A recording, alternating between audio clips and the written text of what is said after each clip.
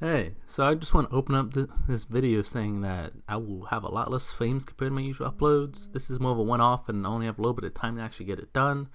I'm recording this Saturday and this is going up Sunday, so I'm not putting myself through another straight 16 hours of creating frames like I did last time. So, Cam, I know Cam from MacU, my college. He is a junior alongside me and has been helping me greatly by giving feedback for my videos as well as everything I have been putting on Twitter and Facebook. And Cam is also working on creating his own channel where he discusses games and videos in a video essay format. And to thank him for all the help that he's done, I've invited him today to speak about Easter. So without further ado, Cam, take it away. Thanks, James. So we're here to talk about Easter, so let's do that thing.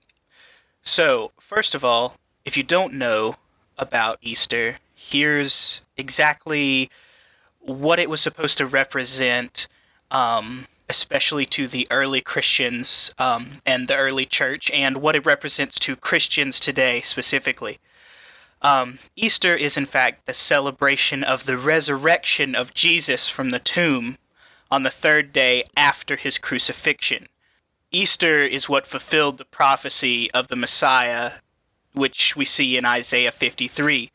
Remembering the resurrection of Jesus is a way that we as Christians can renew daily hope that we have victory over sins. Many of you may recognize that Easter is also connected to Passover, or what some call the Eucharist, or even communion.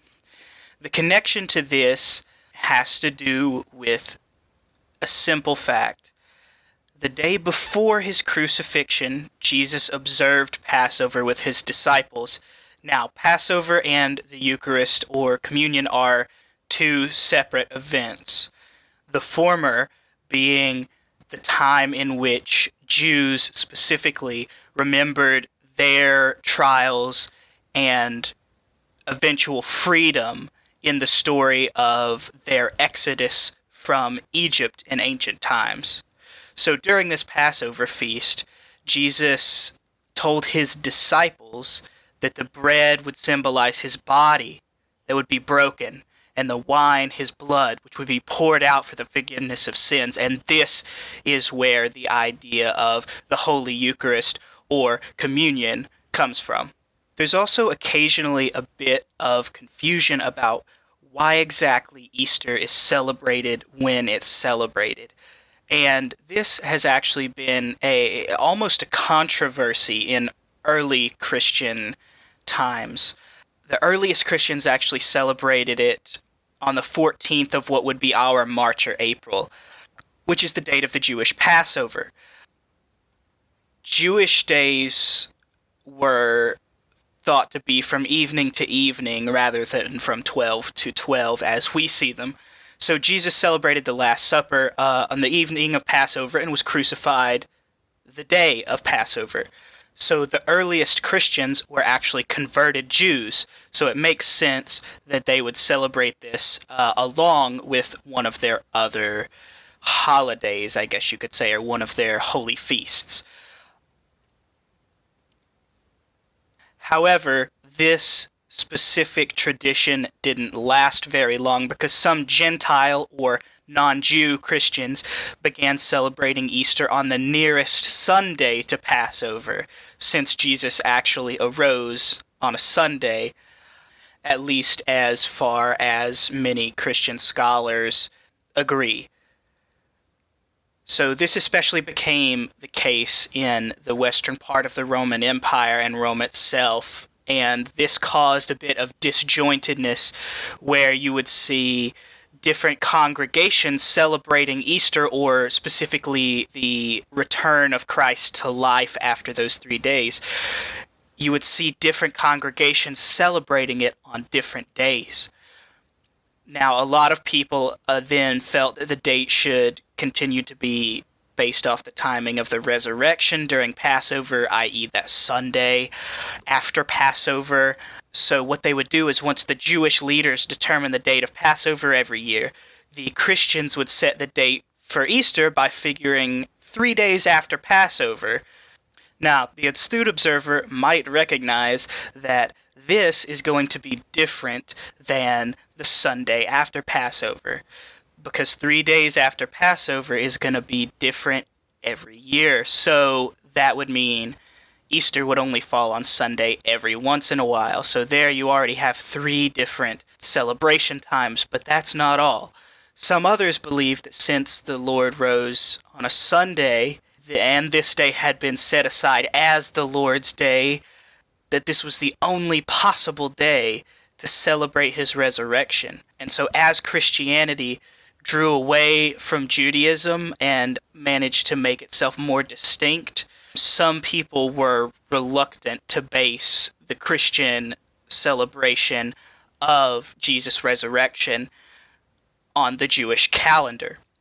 Constantine, for example, the Roman emperor who first sort of began to accept Christianity, wanted it to be totally separate from Judaism, and therefore he did not want Easter to be celebrated on the Jewish Passover. Therefore, the Council of Nicaea required the feast of the resurrection to be celebrated on a Sunday and never on the Jewish Passover. So that is where we get our Easter Sunday. So far, what we've been talking about is a lot of ancient history, a lot of Christianity specifically. So where on earth did the Easter Bunny come from? Because as far as I can remember, no biblical characters were actually rabbits. So it's actually kind of interesting. Of course, the first thing that comes to mind when you think of Easter is going to be different for different folks.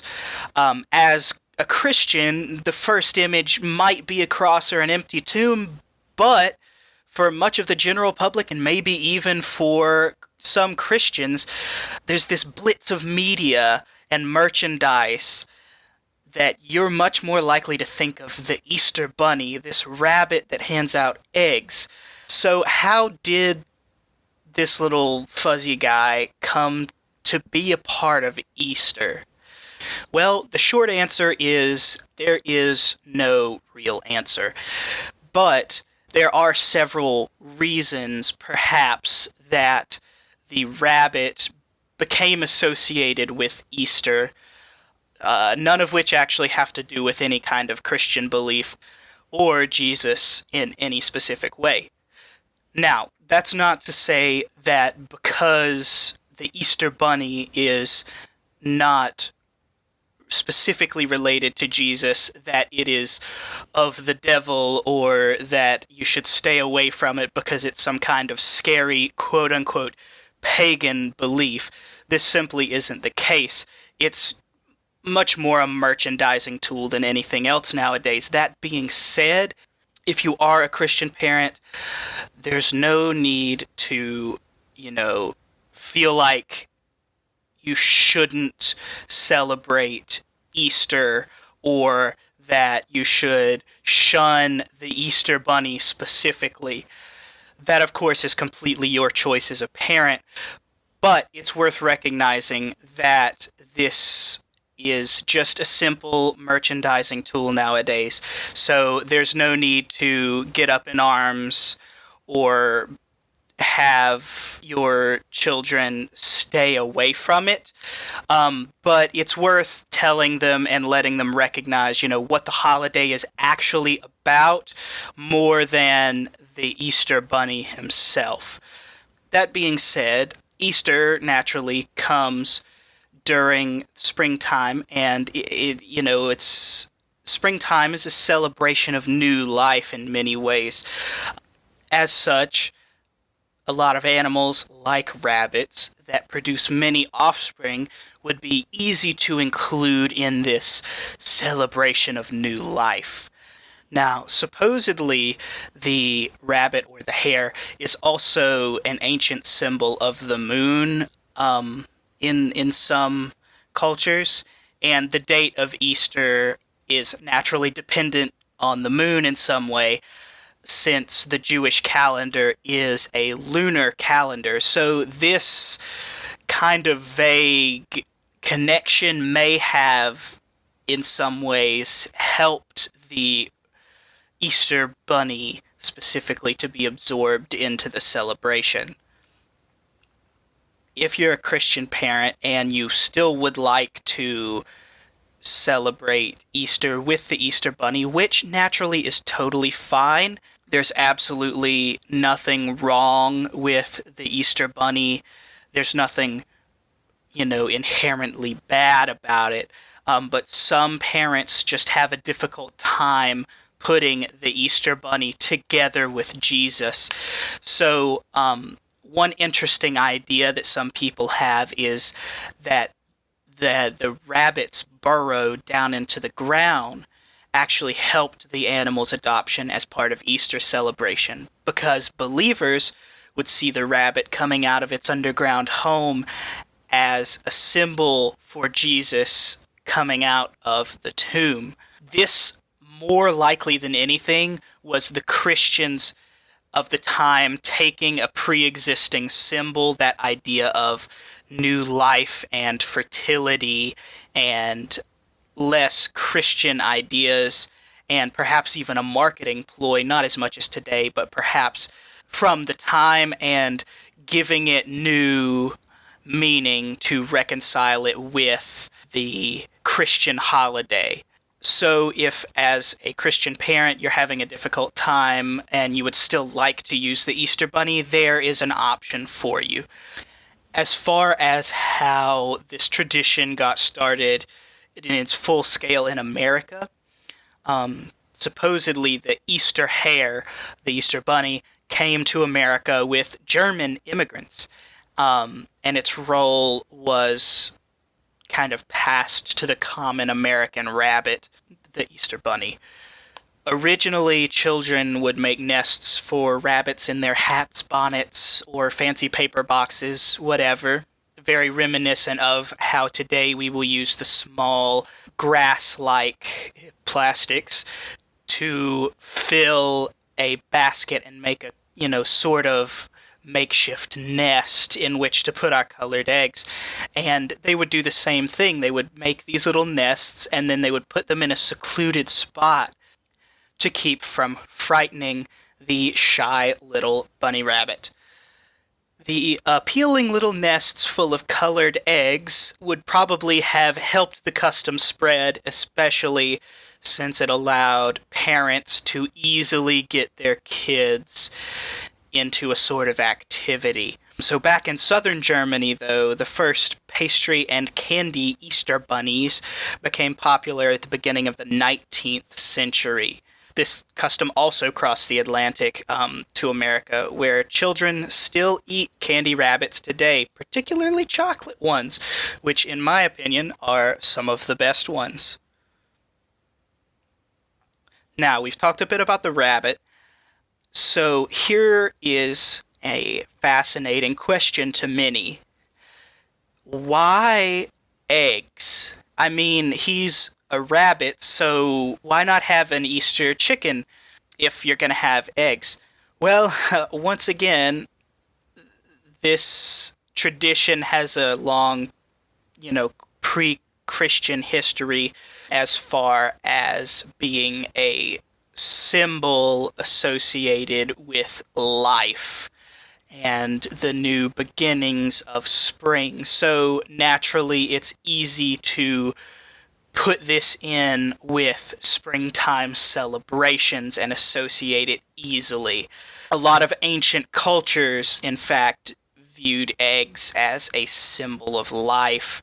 Hindus, Egyptians, Persians, Phoenicians, all of them actually had creation myths, if you will, that the world began in an enormous egg. And the Persians, Greeks, and Chinese of ancient times would often gift eggs to each other during spring festivals in celebration of new life, the new life that was all around them as spring came into full bloom. So by the 4th century, people would often present eggs in church to be blessed and sprinkled with holy water. Then later on, by the 12th century, some traditions had been introduced authorizing the special use of eggs in the holy days of Easter. The timing of this being the 12th century would suggest the idea that perhaps the Crusaders brought the tradition back. And though eggs may have been used previously, it's very possible that the Crusaders and the people in that era may have made the custom much more popular and widespread as we see it today. In 1290, Edward I of England recorded a purchase of 450 eggs to be colored or covered with gold leaf. He then gave the eggs to members of his royal household. Just another example of how widespread this was becoming by the 11th and 12th century. Even the king himself is doing it. So once the custom became accepted, new traditions would naturally grow around it.